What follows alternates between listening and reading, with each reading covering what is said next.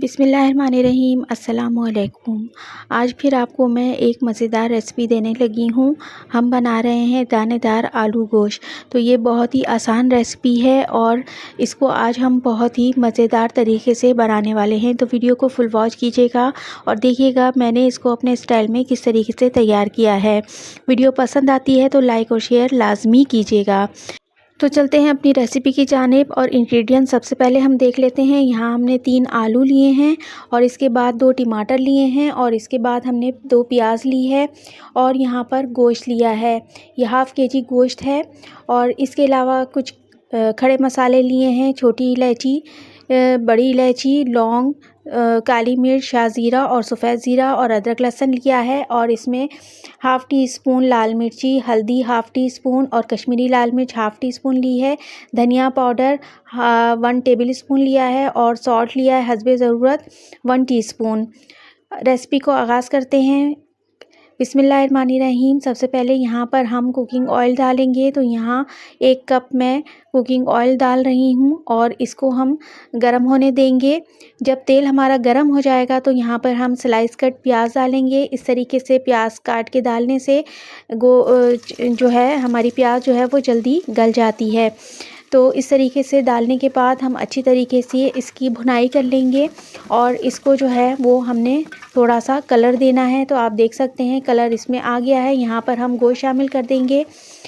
गोश्त को डालने के बाद हम इसकी जो है वो अच्छी तरीके से भुनाई करेंगे, क्योंकि भुनाई जो है वो गोश्त में जो है वो बहुत अच्छी सी करनी चाहिए ताकि इसके अंदर अगर कोई महक हो तो वो जो है भुनाई करने से निकल जाती है।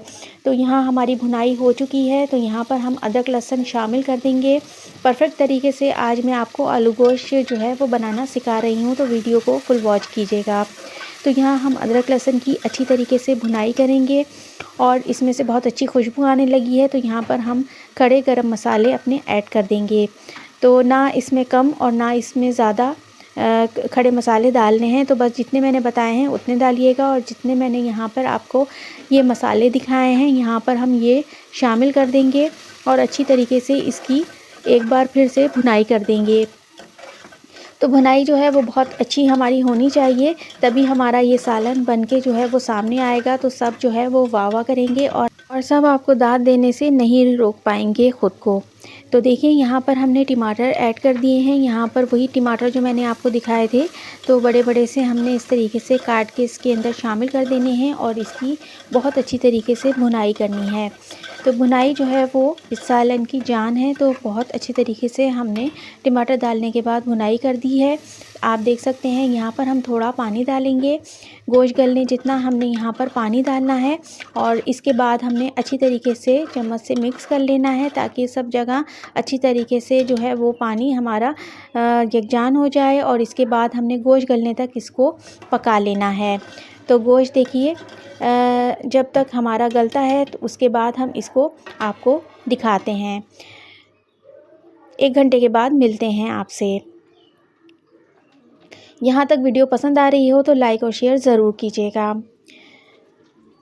तो देखिए हमारा गोश्त यहाँ पर गल चुका है और बेहतरीन जो है वो कलर भी इसका आ रहा है, तेल भी ऊपर आ गया है। बस यहाँ पर हम अच्छी तरीके से इसकी भुनाई करेंगे और इसकी जो प्याज अगर चम्स वगैरह इसमें रह गए हैं तो वो भी हम भुनाई करते हुए उसको मिक्स करेंगे तो वो ख़त्म हो जाएंगे और एक जो है स्मूथ सा हमें पेस्ट मिल जाएगा।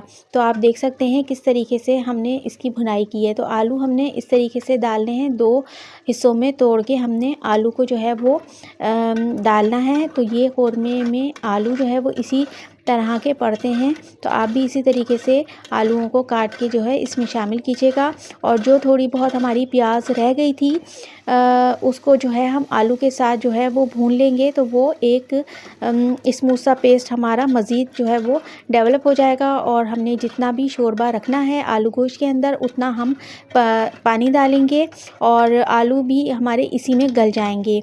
तो बस इसको जो है हम ढक्कन लगाते हैं और इसको जो है वो लो टू मीडियम पे हम जो है वो पकाते हैं।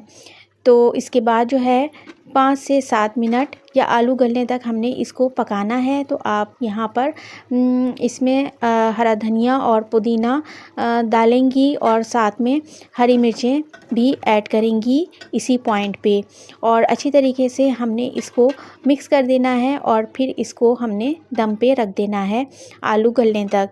तो देखिए माशाल्लाह से शानदार सा आलू गोश्त हमारा तैयार है। आप इसका टेक्सचर देख सकते हैं, इसका कलर देख सकते हैं और खुशबू तो है ही लाजवाब। तो इसको ज़रूर बनाइएगा। और आपको मैं आलू जो है वो चेक करके दिखा रही हूँ। आप देख सकती हैं आलू कितना परफेक्ट जो है वो गल गया है। तो अब डिश आउट करते हैं। तो देखिए माशाल्लाह से आलू गोश्त की शक्ल देख सकती हैं आप। इस वक्त में आप स्मेल तो नहीं कर सकती इसको, लेकिन आप जब घर में बनाएंगी तो आप अपने घर में इसको बना के अपने दस्तरखान पे चार चांद लगा सकती हैं। तो मेरी रेसिपी से इसको ज़रूर बनाइएगा और मुझे फ़ीडबैक ज़रूर दीजिएगा कि आपके घरों में आपने ये जो क़ोरमा बनाया आलू गोश्त का तो वो कैसा बना और सब ने कितनी आपको दाद दी। तो मुझे आपके मैसेजेस का इंतज़ार रहेगा। दुआओं में मुझे याद रखिएगा। फिर आती हूँ किसी नेक्स्ट रेसिपी के साथ मनो सलवा कुकिंग विद जुगनू माम से। जुगनू को दीजिए इजाज़त। अपना बहुत ख्याल रखिएगा, दुआओं में याद रखिएगा। Thanks for watching. अल्लाह हाफिज़।